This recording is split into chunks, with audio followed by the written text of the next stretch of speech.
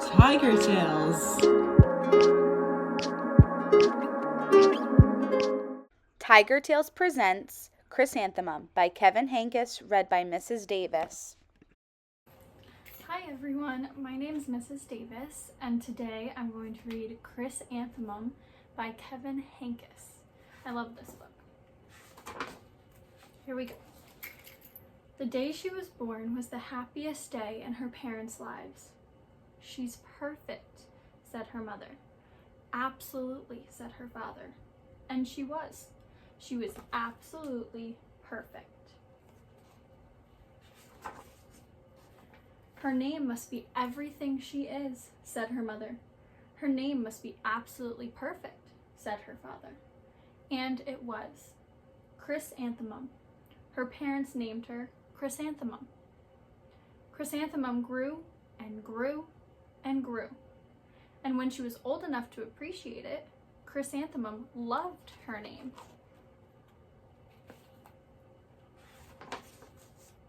She loved the way it sounded when her mother woke her up. She loved the way it sounded when her father called her for dinner. And she loved the way it sounded when she whispered it to herself in the bathroom mirror.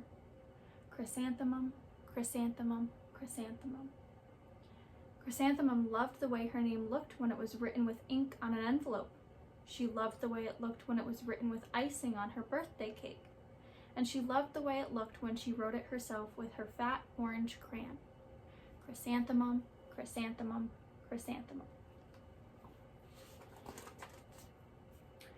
Chrysanthemum thought her name was absolutely perfect. And then she started school. On the first day, Chrysanthemum wore her sunniest dress and her brightest smile. She ran all the way. Hooray, said Chrysanthemum. School. But when Mrs. Chud took roll call, everyone giggled upon hearing Chrysanthemum's name.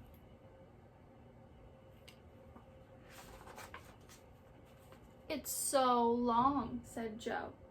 It scarcely fits on your name tag, said Rita, pointing. I'm named after my grandmother, said Victoria. You're named after a flower. Chrysanthemum wilted. She did not think her name was absolutely perfect. She thought it was absolutely dreadful. The rest of the day was not much better. During nap time, Victoria raised her hand and informed Mrs. Chud that Chrysanthemum's name was spelled with 13 letters. That's exactly half as many letters as there are in the entire alphabet, Victoria explained. Thank you for sharing that with us, Victoria, said Mrs. Chud. Now put your head down.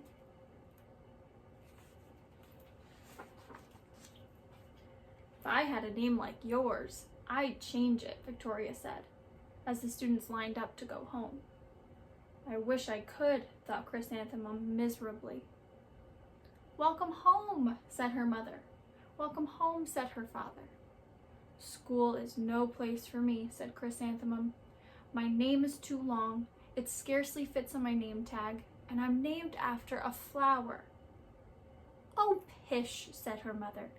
Your name is beautiful, and precious, and priceless, and fascinating, and winsome, said her father. It's everything you are, said her mother. Absolutely perfect, said her father.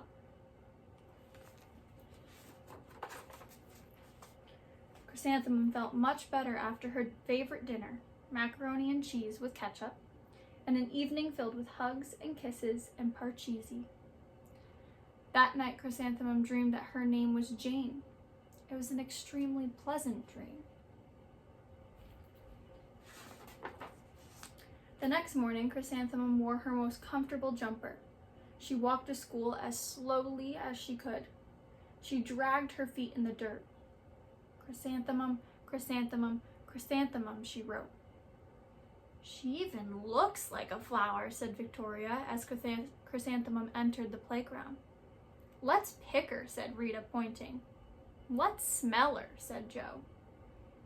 Chrysanthemum wilted. She did not think her name was absolutely perfect. She thought it was absolutely dreadful. The rest of the day was not much better.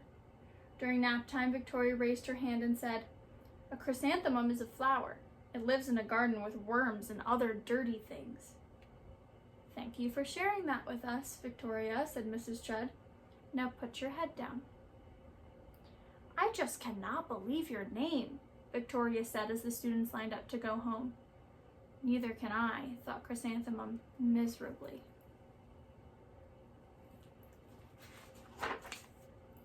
"Welcome home," said her mother.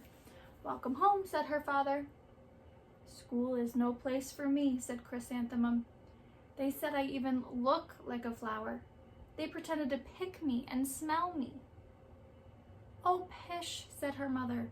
"They're just jealous, and envious and begrudging and discontented and jaundiced," said her father. "Who wouldn't be jealous of a name like yours?" said her mother. "After all, it's absolutely perfect," said her father. Chrysanthemum felt a trifle bit better after her favorite dessert, chocolate cake with buttercream frosting, and another evening filled with hugs and kisses and parcheesi.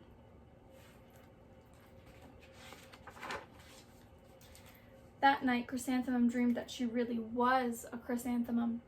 She sprouted leaves and petals. Victoria picked her and plucked the leaves and petals one by one until there was nothing left but a scrawny stem. It was the worst nightmare of Chrysanthemum's life. Chrysanthemum wore her outfit with 7 pockets the next morning. She loaded the pockets with her most prized possessions and her good luck charms.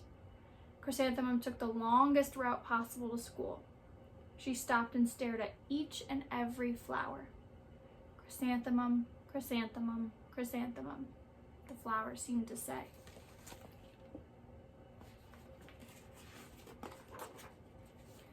That morning, the students were introduced to Mrs. Twinkle, the music teacher. Her voice was like something out of a dream, as was everything else about her. The students were speechless. They thought Mrs. Twinkle was an indescribable wonder. They went out of their way to make a nice impression. Mrs. Twinkle led the students in scales. Then she assigned roles for the class musical. Victoria was chosen as the dainty fairy queen. Rita was chosen as the spiffy butterfly princess.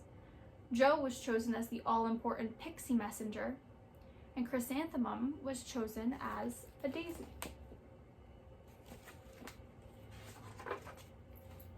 "Chrysanthemum's a daisy! Chrysanthemum's a daisy!" Jo, Rita, and Victoria chanted, thinking it was wildly funny. Chrysanthemum wilted. She did not think her name was absolutely perfect. She thought it was absolutely dreadful. "What's so humorous?" asked Mrs. Twinkle. "Chrysanthemum," was the answer. "Her name is so long," said Jo. "It scarcely fits on a name tag," said Rita, pointing. "I'm named after my grandmother," said Victoria. "She's named after a flower."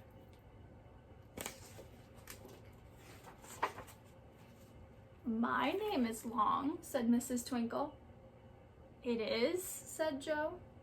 "My name would scarcely fit on a name tag," said Mrs. Twinkle. "It would?" said Rita, pointing. "And," said Mrs. Twinkle, "I'm named after a flower too." "You are?" said Victoria. "Yes," said Mrs. Twinkle. "My name is Delphinium. Delphinium Twinkle. And if my baby is a girl, I'm considering Chrysanthemum as a name.